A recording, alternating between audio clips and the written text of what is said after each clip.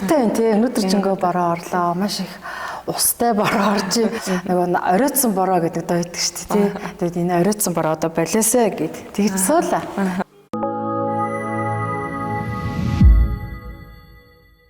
Тэгэхээр яг энэ цаг үед хоёулаа хэсэг хугацаанд хөрөлдөх юм. Тэгээд хамт аваад баярлаа. Урилга хүлээж авсанд баярлаа. За баярлаа. Та бүхнийгээ бас намайг энэ гоё подкастэнд зочноор урьсанд баярлалаа. Миний бас сүүлийн үед үзэх дуртай подкастуудын нэг болоод байгаа. Тэгээ түрүү нөгөө бороогийн ярьсан шүү дээ. Тэгээ тэрнтэй холбоотой би нэг мэдрэмжээ хэлчихв. Миний одоо ингээд нөгөө байглаас ингээ харах дуртай, мэдрэх дуртай гоё мэдрэмжүүд байдаг л да. Нөгөө амьдарч байгаадаа баярлдаг гэдэг шиг те. Хамгийн түрүүнийх нь болохоор өглөөний нар ингээд мандаад яг халуун илчээ ингээд төөнж байгаа тэр мэдрэмжийг ингээ мэдрэх аягүй дуртай. Тэгээд цонхныхоо цаанаас ч бай, гадаач бай ингээ нар яг ихц тусах тэр мэдрэмжинд би аягүй дуртай. Дээр нь яг өнөөдөр их шиг ийм гоё бороо шивэрсэн ийм одоо цаг агаартай ийм байгалийн үзэгдэл бас дуртай. За тэгээ 3 дахь дуртай зүйл маань болохоор нар жаргаж байгаа. Тэгтээ хаана жаргах вэ гэхээр одоо голын дэрэгдээс тэр нар жаргахыг харах ч юм уу, эсвэл гоё нуур далайн дэрэгдээс тэр нар жаргаж байгааг харах. Энэ 3 мэдрэмжинд би бодол үнэхээр дуртай. Гоё мэдрэмжүүд байна тий. За тэгээ өнгөрч буй зуны сонир сайхнаар эхлэе. Ер нь нөгөө ажлаа авсан учраас амарч чадсан уу тий. Энэ зуны сонир сайхан оюун зүйлийн хувьд би чинь 2025 оны 1 сарын 23-нд одоо энэ ажлыг хүлээж авсан. Тэгээд нэлээд эрчимтэй одоо ажилласан. Ажлаа ойлгох, хамт олонтойгоо ойлголцох тий. Тэгээд мэдээж гэрэл ёслолын ордноо бас үйл ажиллагааг нь илүү иргэдэд нээлттэй болгох. За мөн одоо залуу хүний одоо мэдрэмжээр, хандлагаар хандах тийм одоо зорилгоор нэлээд эрчимтэй ажилласан. Тэгээд сая бас нэг тодорхой хугацаанд богино хугацаанд бас амарсан тийм.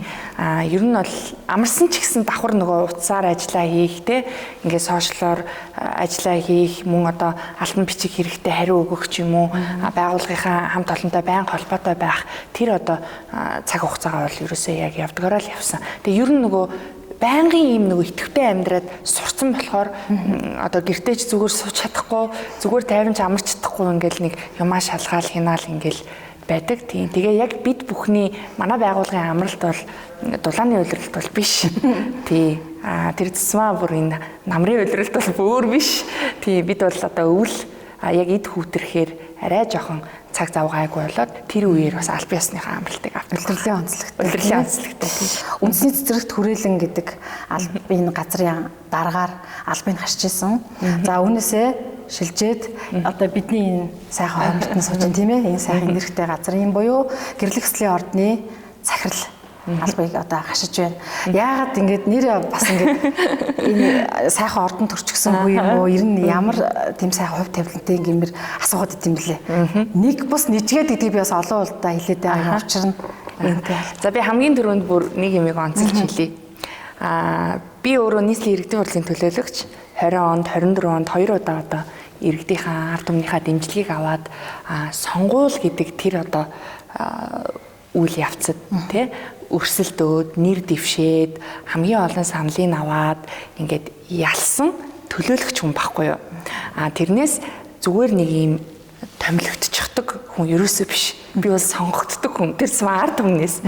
Тэгэхээр энэ бол өөрөө одоо нийслэлийн арианы байгууллагуудыг удирдах тийм одоо хаалга маань нэгдэж байгаа хамгийн ихний энэ одоо шалгуур байгаа. Нийслэлийн бүр тодруулбал Монгол улсын хамгийн гоё байгууллагуудыг удирдах байгаа нүнэн. Энийг би одоо үнэхээр одоо энэ насныхаа буян заяа гэж боддог. Тэгээ мэдээж энэ байгууллагууд ч өөрөө бүгдөө ийм өөрийн гэсэн түүхтэй, бас үнд зүйлтэй, тэгээ эрхэмлж, хайрлж, дээдлж явах хэвээр одоо газар ус мод байгаль тэгээ одоо энэ зан заншил өв соёл гэх үнд зүйл одоо манай энэ гэрэл ёслолын ордон дээр бол маш их байна тэгээ энэ бүхнийг ингэж хамгаалж удирдах сайн сайхан авч явах юм үүрэг хувь тавилан надад байна гэж бас тайлбарламаар байна.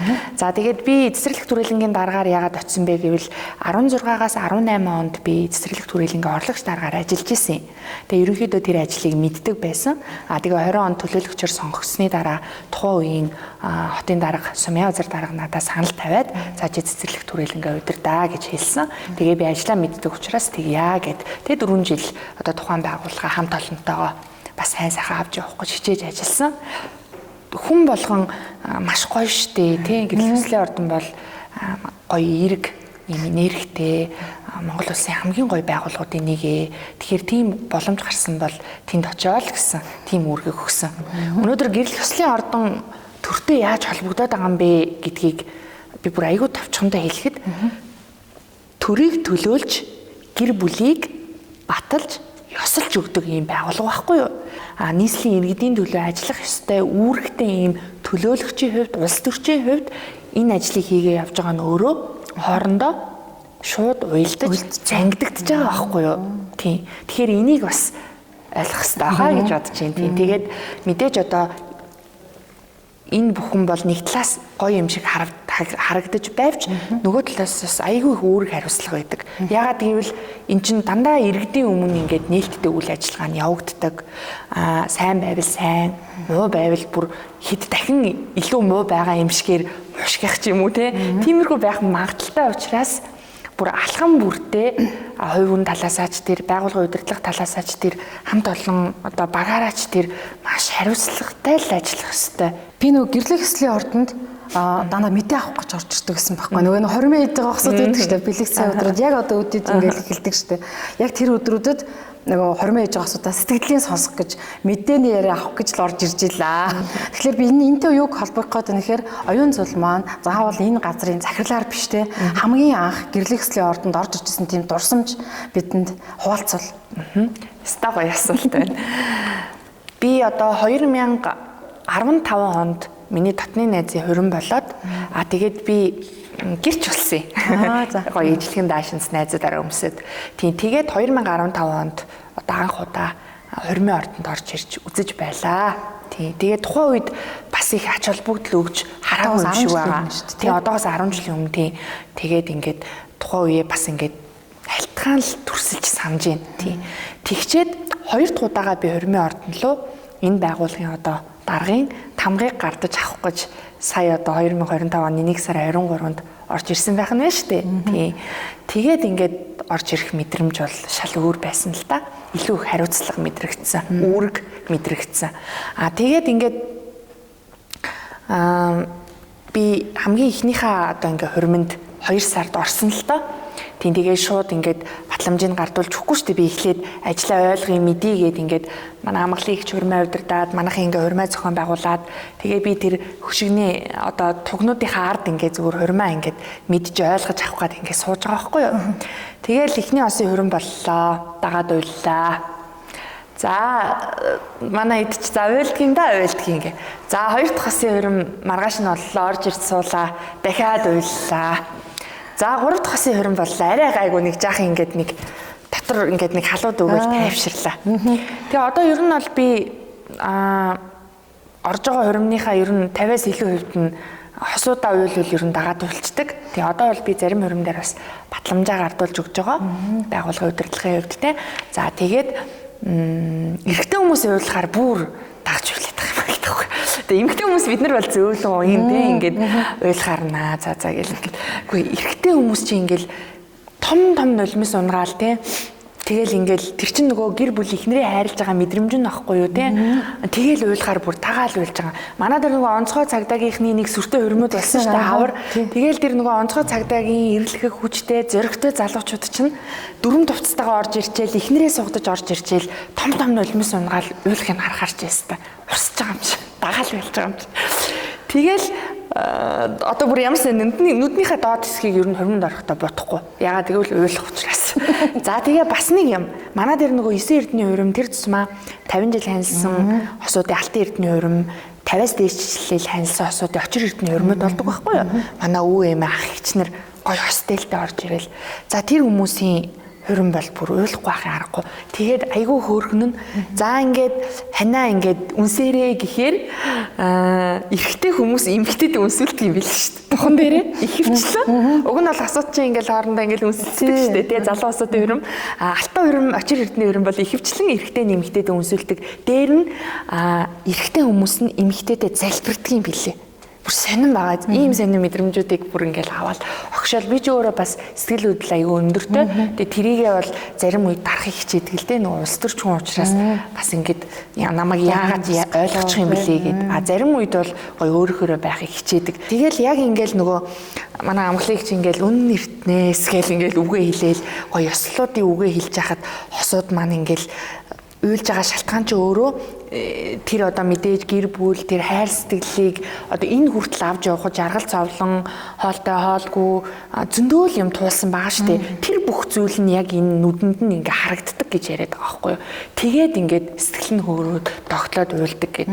Тэгээд дээр нь би хурмын ордныг аягүй нээлттэй болгоё гэж тийм байдлаар ингээл ажиллаа. Зөвхөн хурим ихээс гадна их танхимаасаа бусад одоо заал хэсэгтээ гоё үйл ажиллагаа ивентүүд аваад байгаа байхгүй юу. Тийм. Яагаад вэ гэсэн чинь за би ингээд 2 дахь удаага хурмын ордонд одоо орж иржээ. 10 жилийн дараа. Амьдралдаа 2 дахь удаага. За манай аав ээж хоёр бол бүр орж ирээгүй. Одоо аав бол яг хуу миний ажил дээр л ирэх гэж орж ирсэн байх жишээний тий. За тэгээд манай одоо ингээд 5 ингээд найз зохтууд байлаа гэж бодоход тэднээс бараг тал нь хурмын ордонд орж ирж үзээгүй байсан. Тэгээд надтай ажил хэргийн уулзалт хийх гэж ирж байгаа хүмүүсээс орж ирж үзэх хүмүүс маш их байсан. Тэгээд би энэ 50 жил болсон энэ гоё нэрхтээ байгууллагыг хурмын ихээс гадна яагаад өөрөөр орж ирж үзэж болохгүй гэж гэдэг ийм мессежийг авсан. Тэгээд дээр нь манай найзууд энэ танхимд орж ирчээд ёо халууд өгөөд ямар хүчтэй нэрхтээ өрөөгэй гэж бас тэгдэг. Тэгээд тэр гоё мэдрэмжийг бас хүмүүст мэдрээсэй л гэж боддог. Ингээ сэтгэл тогтлуулсан юмнууд бол манайд тест зөндөх байна. Тэгэхээр 1976 оны 6 дугаар сарын 14-ний өдөр энэ сайхан байгууллага одоо ингэж үүсэн байгууллагт тэр үн талхааны тавигдж байжээ тий. Тэгээ би эндээс ингээд бүр хараад жаад уншчих гээд гэрлэх хаслын ордон ингээд оноос нэрнэ гэж ингэж өгчсэн гинэ. Түүхэнд ингээд бичсэн. Тэгээд зөвлөлт холбоот улс гэд бид нар хуучнаар гэдэг тодтол өгдөг шүү дээ тий. Хуучнаар зөвлөлт холбоот улсын буцалтгүй тусламжаар гэж байгаа. Тэгэхээр зэтэн бол Балатаев гэдэг хүн тий холбогдчиход байна тий. За тэгээд тэнд нэг хамгийн сэтгэл хөдлөм гэдэг нь би эндээс бүр ингээд харж байгаад унших гад бичсэн байхгүй. Иргэний гэр бүлийн байдлыг бүртгэх хилцээс гэж анхны хуримлагчдаа гэр бүлийн баталгааг шинэ орон сууцны түлхүүрийн хамт гардуулж байсан гэдэг. Одоо баг энийг ингээ уншингууд би бас яг нулимс хэлэх гэсэн байхгүй юу. Тэгэхээр энэ аюу гоё тийм мөч энэ үед болж ижээ. Тэгэхээр хоёлаа энэ түүх рүү жоохон одоо ингээд шинэ цаг үеийн альба үеийнх ингээл мэдхгүй шүү дээ. Тэр түүхэн он цаг руу орвол одоо саяхан над дээр яг одоо Пилатавагой Монголд одоо амьдарч байхад яг туслахыг хийжсэн их ч бас ирж уулзсан л да. Тэгээд эх жилийн манай 50 жилийн гол түүхийг ярих хүмүүсийн нэг юм байна гэд бид нар бас ихчтэй айгүй гоё танилцаад ингээд тэгээд одоо ингээл айгүй болон хууч яриа байдаг. Ер нь бол энэ бол зөвлөлт холбоот улсын одоо монголчуудад тэр тусмаа монгол залуучуудад бэлгэлсэн одоо бэлэг яхахгүй мөн Монголын бас ур ухаантай мэдлэг боловсралтай тийм одоо төлөөлөл хамтарч одоо яг бүтээн байгуулалтын ажлыг бол хамтарч хийсэн байгаа шүү. Хөвчлэн одоо нөгөө социалист дэглэмтэй байсан улсуудад байдаг. Одоо ч одоо үйл ажиллагааны явждаг тий. Жишээ нь зөвлөлт холбоот улсад маань байна тий. За тэгээд дээр нь одоо Киргизд байна тий. Тийм гих мэтчлэн ингээ Казахстанд байна. Яг ийм байдлаар ингээд тэгээд тэр барилгуудын загвар нь манайтай бас жоохон төстэй дүү бэлээ шүү. Цагаан тий. Тэгээд ерөнхий хэлбэр нь ийм. Гэхдээ манай барилга бол өөрөө бас ингээд архитектур төлөвлөлт талаас нь ингээ харах юм бол Монгол гэр хэлбэртэй. Одоо энэ дээшээ харахаар тоон ингээд харагдсан байдлаар ийм зохион байгуулалттай хийсэн байгаа. Тэгээ яг нөгөө ам нэвэл уушгинэ гэж тэгээ 50 жил болж энэ барилга маань бас бүтэн засвар ерөөсөө хийгдэг байгаа. Тэгэхээр бид нар эргэжил бол соёлын өвд бүртгүүлнэ. 1924 онд одоо энэ бөөр шүү дээ бидний сууж байгаа тий. Бид нар их тахимдан сууж байна тий. Тэгээд Улаанбаатар хотын анхны захиргаа байжсэн ингээд тэгээд 6 гэртэйгээр анх яг энэ бөөрн дээр байгуулагдчихсан. Ямар сүрхий судалсан юм бэ? энүүгээр бид нар бас аюу бахархдаг. Одоо шуудхан хэлэхэд жоохон өнгөрдөг. Яагаад гэвэл яг таны хэлснээр нийслэл Улаанбаатар хотын маань одоо тухайн үед бол хүрээ гэж ярьдаг те нийслэл хүрээний маань одоогоор бол нийслэлийн засаг даргын хамгийн газар гэсэн үг. Тэрний одоо анхны 6 гэр яг энэ буурин дээр баригдчихсэн. Тэгээ мэдээж тухайн үедээ ч гэсэн монголчууд өөрсдийн их сууламжлалтай, шашин номтой, тэр тусмаа альва ийм чухал зүйлээ бүтээн байгуулахдаа барихтаа газар усаа судалдаг байсан тодорхой шүү дээ. Тийм болохоор одоо хамгийн зөв энергитэй мэдээж хамгийн зөв газар, сайн газар, оновчтой газар гэж энэ газрыг сонгож тэр анхны 6 гэрээ барьж исэн билээ. Тэгээ та бүхэн мэдэх бах яг хажуу талд манай одоо Чойжин ламын сүм музей байна. Энэ дотор төрийн бурхан байгаа тий. Тэгээ ер нь энэ хавь бол яг хөө зүгээр би ирээд судлаад ингээд асуухад их авшигтай газар, дээр нь бас их догшин газар. За хамаагүй газрыг ухаж болохгүй, хамаагүй үйл ажиллагаа явуулж болохгүй, сайн хайрлаж, хадгалж хамгаалах ёстой гэдэг ийм зүйлийг бол энэ хавийн одоо хүмүүс ахмадууд маань одоо ярьж өгдгөө надаа. Хаалган буруу хойшоо баригдсан гэд. Тэгээ тэр нь нөгөө сөрөг буюу одоо нөгөө эндээс ингээд гарч байгаа дийлэн хосуудын одоо заяг бүгдийн биш юм аа гэхэд тодорхой хэмжээнд салах тийм үндэслэл болоод байдаг гэж нөгөө тайлбарлаад байдаг тийм хэсэг байдаг байхгүй юу? Үнд зүйл, үзэл бодол, шашин номыг хэрхэн яаж устгах уу гэсэн гадны бодлогууд одоо эрт цагаас идүүгөө хүртэл байгаа. Одоо ч гэсэн тийм зүйлүүд бас тодорхой хэмжээнд явж л байдаг. Тэрийг бүгд мэднэ. Гэхдээ тэрийг оюун ухаанд хүмүүс бид нар ялгадаг байх ёстой. Яг тэрэн шиг энэ бол ямар нэгэн тийм хурмаар бизнес хийх зорилготой өөрсдийгөө одоо хурим зохион байгуулдаг, ивент зохион байгуулж чаддаг гэж боддог. Дээр нь ямар нэгэн одоо юугаараа яг тэр хүн хурим удирдах эрх болж авсан юм бэ? Тэр нь тодорхойгүй тийм нөхдүүдийн одоо хурим өөр эн тэнд удирдах тэр хүсэл амбиц ийм зүйлээс үүдэлтэй зохиомл яриа гэж би боддог. Одоо нөгөө монголчууд ч нэг танилаа ингээл ярьдаг шүү дээ. Танил руугаа яриад би цэцэрлэг дүрэлэнгийн дарга байхад мод тарий гэж над руу хүн их ярьдаг байсан л та. Төвцтэй би гэж бас ярина. Тэгэл би ингээл тайлбарлаа. За ийшээ яриа захиалга өгчих манай төс тавих цай байхгүй ч юм уу те.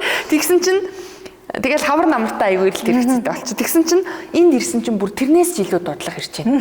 Хурмын захиалга. Оо ямар их хурим хийдэг юм бэ энэ хүмүүс чинь. Тэгэл морь цагт авъя л гин. Эсвэл цаг байна уу хамаагүй тэр өдөр авъя л гин. Гэх мэтчлэн ингээд тэгэхээр эн чинь өөрөө хүмүүс ямар чухалчилж үздэг үү гэдэг нь тэгэл нөгөө ингээл яаж байгаа ч намайг олчдөг юм тий. Сонин хүмүүс ярина шүү дээ. 20 30 жил уулзаагүй байсан хүмүүс хүртэл. Тэгэл холын хамт нүд гараад ирсэн тий. Нутаг их гараад ирсэн. Тэгэл олж л байна л да тий. Тий олон шүү дээ. Монгол яаж заалаа олж тий. Алтан мөнгөн хурим гэдэгтэйгээ ижил одоо яг тэр дээ насны тийм хүн би хурим хийж яхад нэг тэр ингээд яг гээд нэг төрсөлтөй ярих гэдэг байхгүй юу. Хамгийн залуу гар хурим хийж байгаа хүн байж болно шүү дээ. Тэр дурсамжууд байна. Одоо яг энэ ажлаа авснаас хойш. Энүүгээр чинь бир маань гоё даашинцтай урт тормоотойгоо ингээл явна шүү дээ. Тэгэхэд ингээл тэр нөхрийн эхнэрээ тэр хормоог ин авч явах тусалж байгаа төрүүлж энэ сандал дээр суулгаж байгаа тий. Тэгэл ингээл сугдаа зогсож байгаа. Тэгэл уйлахаар нь нулимсыг арчиж өгж байгаа гэл тэр процессыг харахаар ер нь энэ хоёрын одоо хайр сэтгэл хэр бат бөх юм бэ гэдэг шууд харагддаг. Магадгүй бүр энэ нөхөр нь эхнэртэй хэр халамжтай, эхнэр нь нөхөртэй хэр халамжтай юм бэ гэдэг бас шууд харагддаг. За тэгээ дээр нь хөөхөн ингээл зарим асууд маань жоохон хүүхдүүдтэй тий. Тэгэл ингээл орж ирж байгаа хүмүүс маань хүүхд дагуулаад ороод ирнэ. Тэгээ хөөхөн байдаг нэг талаас нөгөө талаас жоохон хүүхдүүд маань бас энд халуун ингээ олон хүнтэй бөхчмдөд ингээ амар уйлдаг байхгүй юу. Тэгэхээр ингээл энэ найз нөхөд ах トゥ 10 сатанд бэжиж тэр хүүхдүүдийн нэг 15 10 минут эвтийхээ аргалаа тайвшруулад ингээд байж өгөхгүй тэр хуримлагч хосын хурмын үеэр хүүхэд уйлуулад ахыг харах надад тест айгүй тухгүй байдгаа.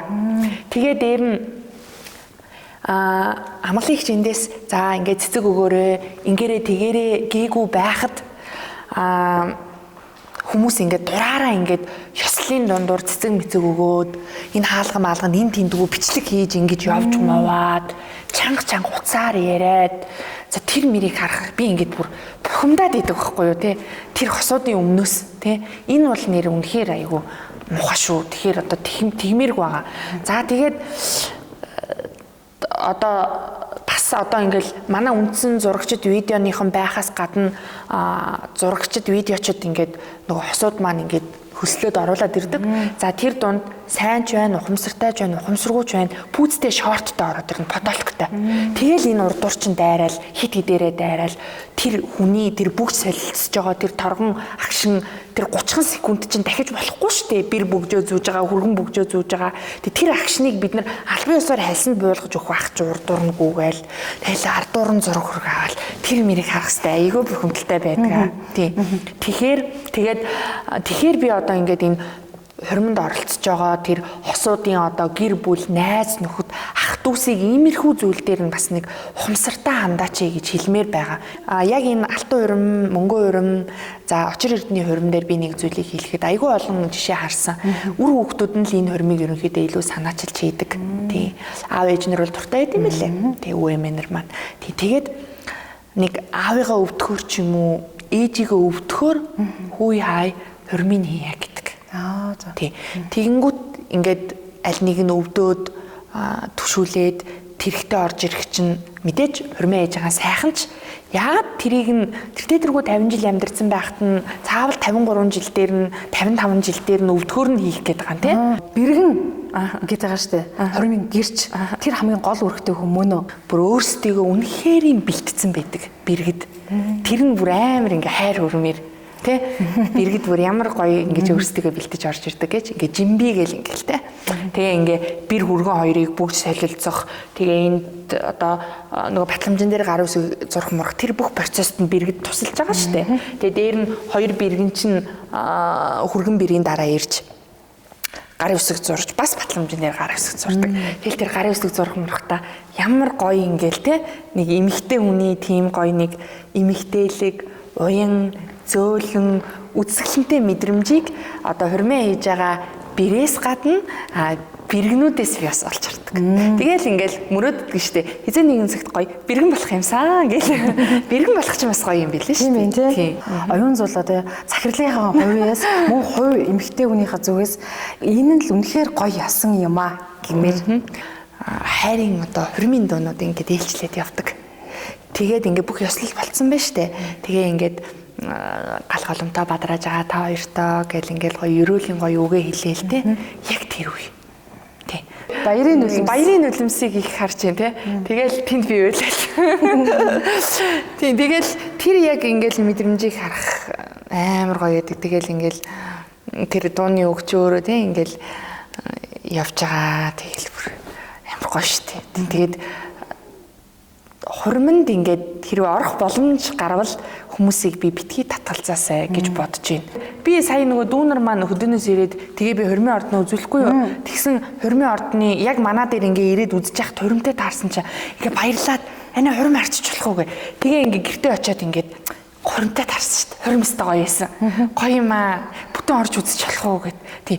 Хүмүүс хүүхдүүд бол яг ингээ гоё цайлган цагаан сэтгэлээр харж штэ. Тэгэхээр бид нэр яг тэр байх штэ. Харин ч үр аз жаргал өсөөд өө өстой гоё юм аа тий. Энэ хоёрт аз жаргал өсөе. Хүний амжилтыг хүний баяр баясгаланг хуваалцвал тэр нь буцаад одоо танд ирнэ гэд жинхэнэ цэцэн мэрэг үг вэ штэ. Маш их идэвхтэй олон нийтийн арга хэмжээг зохион байгуулдаг ийм удирдагч гэх юм тийм хөвгт байсан билээ штэ. Тэгээ энэ нь одоо яг энэ байгууллагууд ингээ удирдах явахад маш их нөлөөлж байгаа байхаа гэж хараад байгаа. Хүнд ямар нэгэн байдлаар муу зүйл хийхгүй байхыг л одоо илүү сайн сургаж хүмүүжүүлж өгсөн. Дээр нь өөрийнхөө амьдралд өөрсдөө эзэн бай гэдэг гол зарчим. Тийм. Одоо хин нэгэнд гомдлоод ах ерөөсөө шаардлагагүй. Өөртөө л эзэн бай. Бас хамгийн чухал миний зарчим тууштай байх. Ихэлсэн бол дуусгах, хэлсэн бол хэлсэндээ, ярьсан бол ярьсандаа шантрах, бууж өгөх тийм одоо амьдралын сонголт миний амьдралд бол өмнөж байгаагүй, одоо ч байхгүй, ирээдүйд ч байхгүй. Тэгсэн чинь нэг ийм асуултад тулгарсан. Би ер нь одоо ингээд өөрийгөө хэр одоо хайрлсан яг ингээд нөгөө дотор оюун зуулаа хэр одоо хүлээн зөвшөөрсөн яг дотор энэ хүнээ хэр ингэж энэ хүнийхээ төлөө юу хийсэн юм бэ гэж би аяг бодож эхэлсэн. Ягаад гэвэл нөгөө хитрхи завгүй аюу олон жил амьдарсан.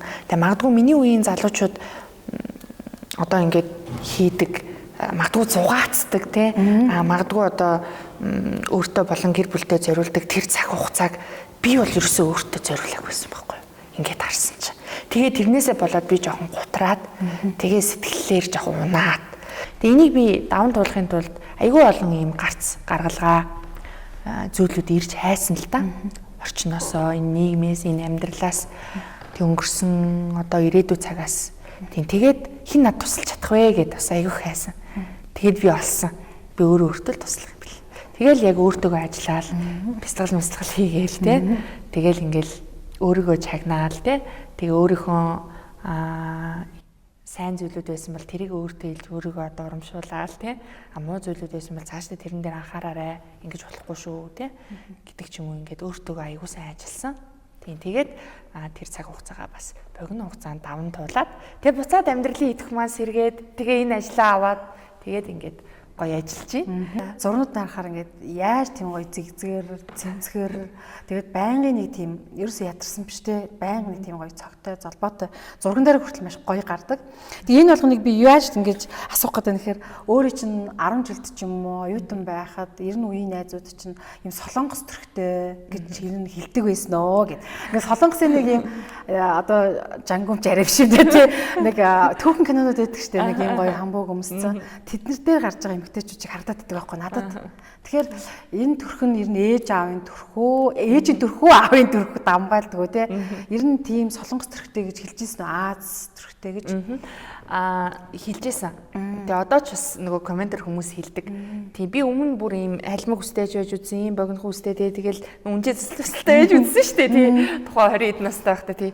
Тэгээд айгүй олон хүмүүс Япон төрхтэй, солонгос төрхтэй гэж хэлсэн. Тэгээ ингээд бодохоор тэгээ Монгол төрхтэйг бодохоор би чинь нэг ерөөсөө л Аз төрхтэй л хүн юм шиг байгаа. Тийм тэгээд би бүр ээжтэйгээ маш төстэй. Дуу хоолой маань хүртэл төстэй. Би ээж утсыг аваад ярихад хүмүүс ээжиг гэж одоо надтай бүр жоохон баг 10-20 иттэй байхад хүртэл тэгдэг байсан. Одоо бүр төстэй гэж ярьдаг. Тэгээ миний нөгөө энэ биеийн хилэмж ээжтэй бас аягүй төстэй гэсэн. Тэгээд харагдах дүр байдлаараач би ээжтэйгээ төстэй. Тийм тэгээд ингээд эн чинь өөрөө одоо ген гэж зүйл яваад байна шүү дээ. Удам судраа аваад үзэх юм бол аав маань өөрөө Цахваа аймгийн Алдар хаан сумын одоо аавын маань ээж манай эмээ тэр нутгийн одоо хүн юм тий. За тэгээд бүр ингээд нэгтлээд үзсэн чинь бүрээд цус бас байна. Манай ээжийн талд тий. Ингээд бодоод үзэхээр ийм л одоо нутаг усны удам содроо одоо надад байна да. Тэгээд ер нь бол хүн ингээд бүх хүн одоо сайхан төртгөө гэж би боддог. Тэрийг илүү сайхан авч явах нь тухайн хүний өөрийнх нь мэдрэмж, хичээл зүтгэлээс одоо шалтгаалдаг. Жишээ нь би байн гоо сайханд ороод ч юм уу үнэтэй зүйл идэлж хэрэглээд байдаг хүн ерөөсөө биш. Би яг л ингээл хаяал нэг гоо сайханд ороод тийм. Гэхдээ би яг энэ яавал одоо зөв харагдах уу? Яавал одоо улс төрч нийгмийн зүтгэлтэй эмэгтэй тэр имижийг бүрдүүлэх үү гэдэг дээр маш их судалгааг хийж тэгээд тэн дундаасаа өөртөө тохирох одоо хувцас болон бусад зүйлүүдийг бий болгож дээр нь одоо нүүр номоо сошиал хуудасуудаа яаж хөгжүүлэх үү?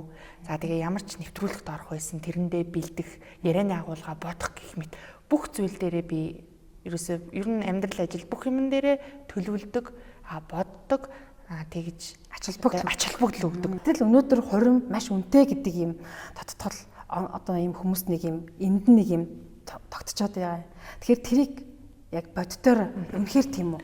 За энэ жилийн үед бол маш сайн жил байгаа. Иргэжлийн үед маш сайн жил байгаа. Гэт ингээд айгүй азтай бас намайг ингээ энэ байгууллагыг удирдах явах үеүүдэд их сайхан жилүүд тохиож байна. Тэгээ манай аав хэлдгийн чи сайн гэж бодвол өдөр бүхэн сайн, цаг бүхэн сайн гэд. Тэгэхээр яг л тийм. Хүн бүхний үед хизээ сайн гэж бодно тэр өднөрөө хормын ордонд орж иж болно. За дээр нь яг ингээд хосуудын дунд нэг зүйл тогтцоод байгаа нь хормын юм нүсэр хийх. одоо ингээл нэг 100-аас 300 500 үний юм найр хийнэ гэдэг дээр гол зардал нь ордог те. За тэгэхээр энийг хэдүүлээ яаж шийдэж болох вэ гэхээр за урмын ордондоо ёслох бол угаасаа урмын үйл ажиллагааны хамгийн чухал хэсэг буюу одоо хувьчлаа зүзүүл 50-аас илүү хувь. За тэгэхээр урмын ордонд ёслох энэ ёслолын үн тариф нь ямар байдаг вэ гэхээр 2 саяас 3 сая 500 хооронд байдаг. За тэгэхээр өдөр цагаас хамаарат. Тэгэхээр энд за нэг 2 сая төгрөг зарцууллаа гэж бодъё. За тэгэнгүүт бид нар ямар үйлчилгээ тухайн хосуудаа үзүүлэх вэ гэхээр за машины чимэглэлийн өгнөө. Машина чимчин. За тэгээд хурмын ёслолын үеэрх бүх зургийг нь угаагаад альбомд хийгээд өгнөө. Зурагтай болчихно. За тэгээд хоймортой тавьдаг жаастай зургийг нь томоор угаагаад өгнөө. За үлдлээ. Тэгээд дээр нь нэмээд видеог нь хийгээд өгнөө. Монтажлаад янзлаад. За видеотой болчлаа. За тэгээд дээр нь нэмээд гоё бэлэг дурсгалын зэрэгтэй өгнө. Тэ? За ингээд гоё юмнууд авчлаа. За тэгээ хурмын ордондоо ингээд нэг дунджаар 50 ийм хүн авч орж ирэх боломжтой. За ингээд хоёр талынхаа гэр бүлийг аваад ороод ирэх нь шүү дээ. За ингээд 20 бай 30 бай ингээд татны хүмүүстэйгээ орж ирээд ёслоо. Тэнгүүд бид нэр эндээ ёслоо дийш өрөөлийн оруулаг ороод идэ будаа бид нэр зассан байгаа. Идэ будаатай тэндээ. Ингээ бүх үйлчлэгийг аваад. За энэ дотор чинь нөгөө төлбөр дотроо энэ бүх юмнууд орсон байгаа шүү. За тэгчээд дараа нь заавал 200 300 хүний биш. Яг ингээд дотныхоо гэр бүлээр сайхан хоолнд ороод болох штий. Тийм биз дээ. За тэгээд тэр хоолыг нэг 30 хүнтэй төлөвлөхөд хийдөө, тий? За тэгээд дээр нь манай дээр даашинсны паркатны үйлчилгээ байна. Боломжийн үнэтэй. Маш боломжийн. 150,000-аас 250,000 хооронд. Загварын арзмаар гоё даашинзууд зүсгэл чимэглэл байна. Тэндээс аваад өмсчих. Гоё нэрхтэй гоё шин даашинзууд ч байна. Тийм. Ингээд бодохоор ер нь бол нэг 5-аас 10 сая төгрөгөнд хурмаа хийх боломжтой. Баггүй юу. Тэгээ би дээр нь бас нэг гоё сонирхолтой юм хэлэхөө. Би өөрөө бас нөгөө ажил авснаас хойш ийм цахим хурим гээд онлайн хурим. Тэр яадаг вэ гэхээр хосууд маань гадаадд байгаа. Америкт, Канадад, Солонгост байж болно те. Тэгэнгүүт одоо цагаа ингээд тохироод тухайн хосуудын гэр бүлийнх нь яг ингээд хоёр талд орж ирээ зогсож байна. За, том дэлгэцээ тавиад хосуудтайгаа онлайнаар шууд холбогдно. Яг энд одоо хурмаа амгалыгч маань удирдаад тэр хоёр маань тэнд бөгжөө солилцоод ёслоод үгээ сонсоод тэнд бас хоёр хосуудтай гадаадад бас найз нөхд гэр бүл нь байгаа штэ. Тэр хүмүүс нь баягаар үргээд энд байгаанууд нь үргээд хамтдаа өрөөлөөр ороод яг ийм гоё онлайн цахим хурмыг бид нар бас хийдэг болсон. Тэгээ энэ бол одоо гадаад байгаа монголчуудын хувьд бол бүр маш гоё зүйл болсон гэд сэтгэл хүмүүс аюу хөндөр байгаа. Үеийн хотын даргуудын үед яригддаг байсан асуудал нь нийслэл одоо энэ гэрэл хөслийн ордноо тусгаарлаач тий. Хувийн хөвшил болгооч гэж маш олон жил ярьж байгаа боловч нийслэлийн одоо яг ингээд харьяанд байгаа даа.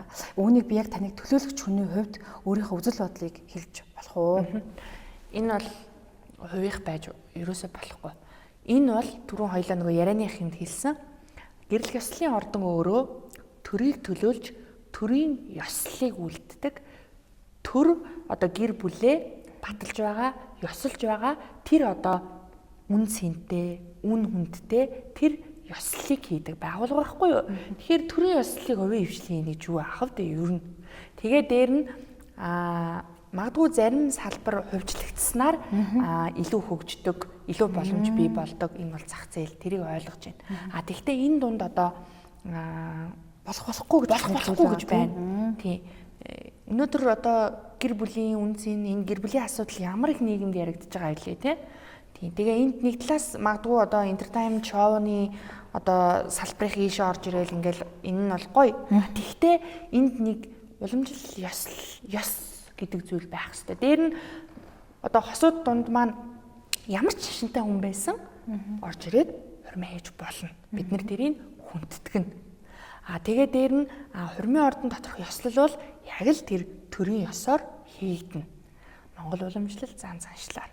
Тэгээд эндээс гараад ямар одоо байдлаар гоё entertainment орчин үеийн шийдлэр хосууд маань хурмаа хийх нь бол тэр хосуудын л одоо асуудал шүү дээ. Тийм. Эхнэр нөхөр нөгөө аль альныхаа төгс болон одоо саар талыг хүлцэн дэвчих үе эсвэл нөгөө магтан урамшуулах үе ингээд тэнцжээж тэр гэр бүл нөгөө алтан мөнгөн хуримынхаа үе дээр л ирдэг гэдгийг сэтгэл зүйчид тодорхойлж хэлсэн байт юм билээ.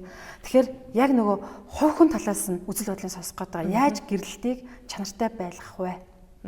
Энэ хаалганаас гараад шүү. Яг зөв. Би ч одоо нөгөө төлөөлөгч хүний хувьд, улс төрч хүний хувьд тэр тусмаа эмэгтэй улс төрчдийн хувьд нийгмийн асуудал руу илүү анхаарч ажилладаг шүү дээ. Энэ бол бидний үүрэг. Тэрнээс одоо сул дорой одоо ерөөсөө биш. Тий. Тэгээд сая эмэгтэй төлөөлөгчнөр төр хэмэлгүүд дээр ажилласан. Нөхцөл байдалтай танилцаад тэгээд одоо бидний зүгээс хамтарч ажиллах, дэмжиж туслах, нийслэлийн удирдлагын зүгээс анхаарах зүйл юу байна вэ гэд бүр маш үр дүнтэй ийм чухал уулзалтыг бид нэр хийгээд энэнийхээ дагуу бас бид нэр ажиллаад явж байгаа. Шийдвэрүүдийг гаргаад, төсөв санхүү тавиад ингээд. Тэгэнгүүт нэг харамсалтай мэдээ тэндээс сонссон. Юу вэ гэхээр төрөлт одоо 50%-аар буурч байна. Би яг идэвхтэй байсан үедээ харьцуулахад тий 120 мянга руу хүрч ирсэн шүү дээ. Тэгсэн одоо 60 70 мянга руу хүрчиж нэг жилдээ төрж байгаа шинэ хүүхдүүдийн маань тоо. Тэгэхээр энэ бол өөрөө бүр том утгаараа алсыг харах юм бол энэ өөр үндэсний аюулгүй байдалд нөлөөлөх тоо байхгүй юу. За тэгээ гэрэл ёслолын ордон дээр ирээд би яг энэ дээр бид нэр ярилцсан. За бид нар зөвхөн одоо гэрэл ёслолоо зохион байгуулад тийм хосуудынхаа хурмыг хийхээс гадна хэдүүлээ энэ хурим хийж байгаа хосууд ер нь энэ нийгэм рүү энэ гэр бүл рүү ямар мессеж өгж юугаар эргээр нөлөөлөх вэ гэд. Тэгээ гурван зүйл дээр нэлээд акцент өгж бид нар нөлөөлж ажиллаж байгаа.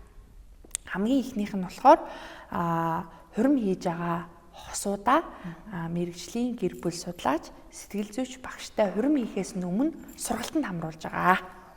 За хурим хийснээ жилийн дараа дахиад уулзаарай.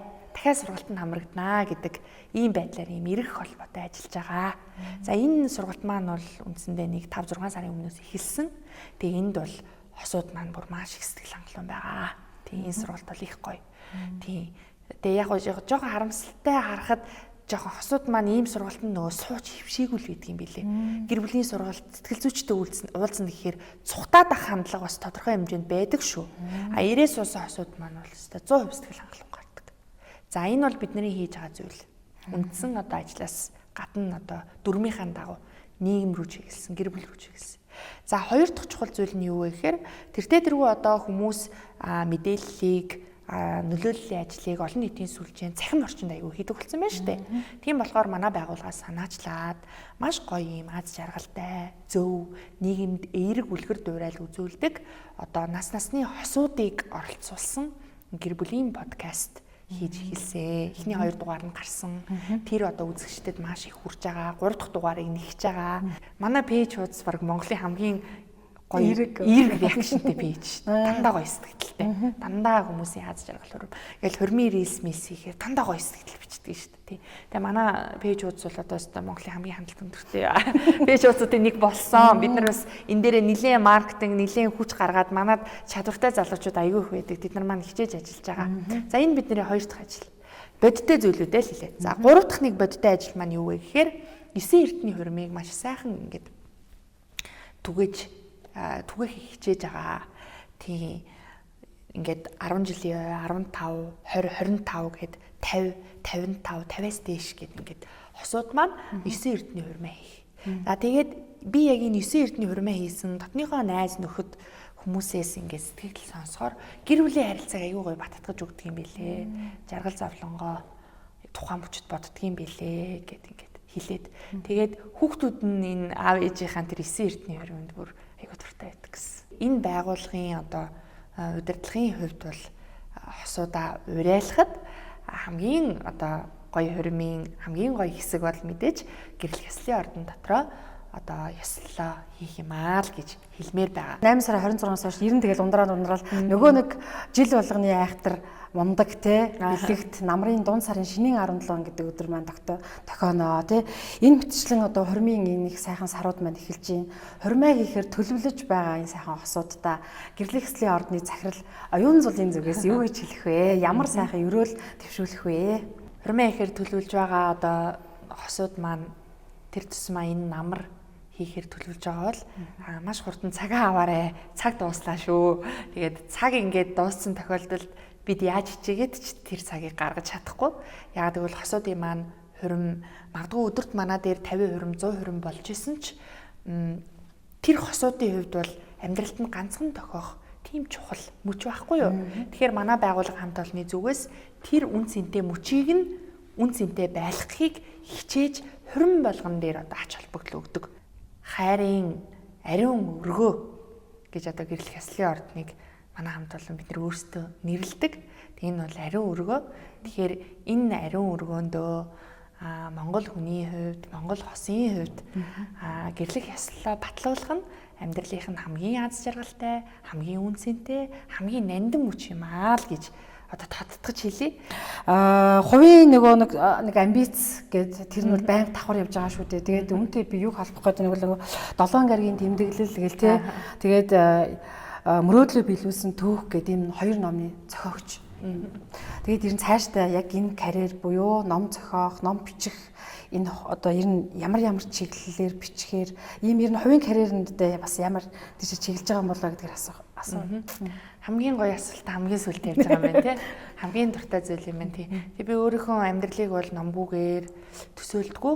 Миний хобби, миний үн цэнтэй үнэт зүйл. Тийм тэгээд би түрүү нэвтрүүлэг эхлэхээс өмнө танд ярьжсэн. Би өөрөө бас сэтгүүлч болохыг хүсэжсэн. Тэр талын мэдрэмж авьяас бас өөртөө байгаа гэж боддог. Тийм.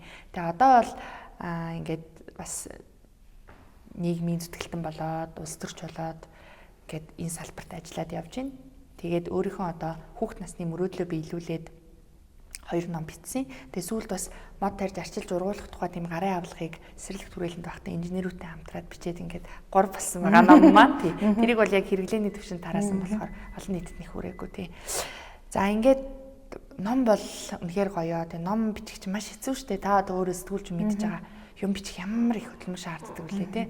Цаг хугацаа, өстө оюун санаа, энэ хүний зүрх сэтгэл тарих, оюун санаа бүх юмыг ингэж уудалж, шавхаж, хүнийг маш их ядрааж бичигддэг зүйл. За дээр нь яг бичих боллоо, цаг хугацаач байна, мэдрэмжч байна. Яг одоо энэ цаг нь ирлээ гэдэг тийм мэдрэмж одоо ном бичдэг хүмүүс төрдгөө гэж би боддог. Өөрийнхөө дуртай зүйл цаг гаргах тийм одоо өдөр сарууд ирсэн тэр үед бас илүү ийшээгээ төвлөрч ажилланаа гэж бодож юм. Тэгээд ном бол үнэхээр гоё тийм.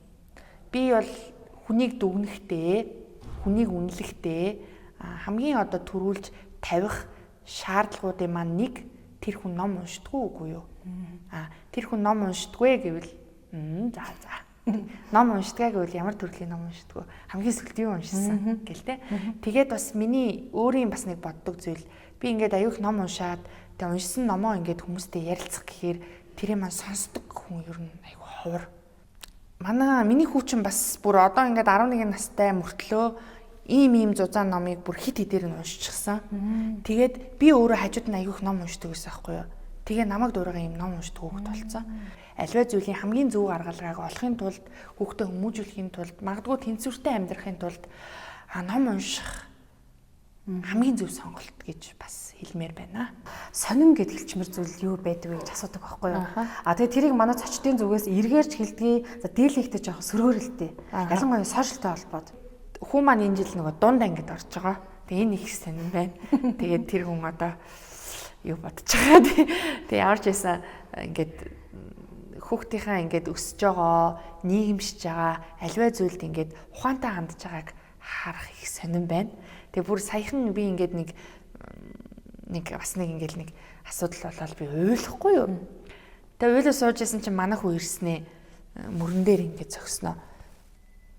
Ээжээ тавьшир гэд. Гайхацсан нөгөө уйлаад нөгөө стресстэй суужсэн хүн чинь юун тэр стресс мартагдаад анх удаа хүүгээсээ тийм мэдрэмж авч штэ. Ер нь би хүүхд байхасаа намайг уйлсны дараа харагддаг хүн ерөөсөй байгаагүй. Тийм. Тэгэхэд хүнээр ингээд аргадуулах мэдрэмж. Дээр нь нөгөө жоохон гэж боддог хүүгээрээ аргадуулах мэдрэмж амарсан юм байсан. Тэгээ миний үе чинь ингээд ээжийг анх удаа харагдаад тэгээ ингээд мөрөн дээр зогсон чинь ямар том залуу болсон юм бэ гэд. Тэгээд өмнө нь миний хүү 4 настай байхдаа би нөгөө түрүүн таны хэлсэн шиг айгүй юм ер нь юм ирч хүчтэй хүн байхгүй юу? Уцаа автаа чи ингээл аюу цоглог авдаг юм шиг байна. Тэгэл байнгын ингээл явж идэг. Тэгэл уцаа автаа жоохон сул дорой авчихвал юм бол манай найзууд яасан юу тохиолдсон юм гэл дандаа тэгдэг байхгүй юу? Тэгэл нэг юм унжууд орой байвал яасан гэл хүмүүс нөгөө миний байгаа байдлаас амар хурдан сэтгэл зүйн маань мэдэрдэг тийм. Тэгсэн би нэг удаа гэрийн цонхоор орой ингээд жижиг өрөөндөө орцоо харахууд ингээд хараа сууж байхгүй юу? Бас л тэгэл нэг амьдралын ирээн бараа өдрүүдийн нэг тохиолдол. Тэгсэн миний хүү 4 настай хүүхэд байж иж орж ирсэн ээ. Ээжээ зүгээр үү гэж асуужсэн. Тий. Тэгээд эр хүний түшиг гэдэг чинь насандаа байдгүй юм байна. Тий. 4 настай байсан ч 11 настай байсан ч тий. Тэгэж хаш явсан ч тэгээд айгүй гоё юм нөмөр нөөлөгтэй мэдрэмжийг хүүгээсээ аваад. Тэгээд сая нэг ингээ нөгөө сошиал дээр явж исэн штэ. Түшигтэй сайхан хүүтэй ээж нэр байвал лайк дараарай гэх. Аста хамгийн түрүүнд зүрх. Тийм. Тэгээд ингээд ийм гоё мэдрэмж одоо хүүгээсээ авсан нь маш том сонирн байлаа. Ариун хайрын өргөө. Тий, ариун хайрын өргөө тий. Авшигтай энэ сайхан газрын захирлаар ажиллаж за цаашдаа тэгээд уртдаа хугацаанд ажиллаж зөндөө олон зүйлийг энэ газарт ингэж хийж бүтээж тий дараагийн үеүүдтэй одоо үлдээн байхаа гэдэг маш итгэж байна. Энэ бүх ажилд нь одоо манай подкастыг зорин үздэг бүх хүмүүсийн өмнөөс одоо гэгэн бүхний хүсье. За баярлалаа, гоё өрөөл байна. Тэгээд ийм ухаантай ярилцлага хийдэг одоо сэтгүүлчтэй ярилцсандаа би хувьдаа маш их баяртай байна. Тэгээд өөр шиг чи ийм сэтгүүлч танаа одоо энэ подкастыг бүтээж байгаа баг шиг ийм ухаантай яриа өрнүүлдэг нэвтрүүлгүүд олон байгаасай тэгвэл иргэдийн оюун санаа илүү гэгэрх болно гэж би бодож байна. За баярлалаа урам харилсанд ажлын амжилт хүсье. Гэр бүлд нь одоо бүх зүйлд нь сайн сайхныг хүсье. За баярлалаа.